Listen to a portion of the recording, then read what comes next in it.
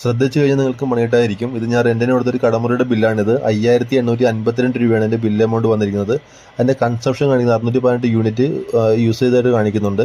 അപ്പോൾ അതിൻ്റെ പ്രീവിയസ് മാസത്തെ ബില്ല് നോക്കിയപ്പോഴേക്കും 600 താഴെ മാത്രമേ ബില്ല് വരാറുള്ളായിരുന്നു. ആ കടമുറിയിൽ ആകെ ഉള്ളത് ഒരു ഫാൻ 2 ലൈറ്റുകളും മാത്രമാണ്. അപ്പോൾ ഞാൻ KSBയിൽ വിളിച്ച് ചോദിച്ചപ്പോഴേക്കും അവർ പറഞ്ഞത് നിങ്ങൾ യൂസ് ചെയ്തത് കൊണ്ടാണ് ഇത്ര എമൗണ്ട് വന്നതെന്നാണ്. പക്ഷേ ആ ഒരു കടമുറിക്ക് അത്രയും എമൗണ്ട് വരേണ്ട ആവശ്യമോടെ ഇല്ല. അപ്പോൾ ഞാൻ നോക്കിയ സമയത്ത് ഈ മീറ്റർ ഇരിക്കുന്നത് ഒരു ഷെയ്ഡിന് താഴത്താണ്. പക്ഷേ അവിടെ വെള്ളം വീണായിട്ട് ഒരു പാടവിടെ കാണുന്നുണ്ട്. അപ്പോൾ അവർ പറഞ്ഞത് എർത്ത് ലീക്കേജിലൂടെയൊക്കെ ഇങ്ങനെ ബില്ല് വരാൻ ചാൻസ് ഉണ്ടെന്നവർ പറഞ്ഞു.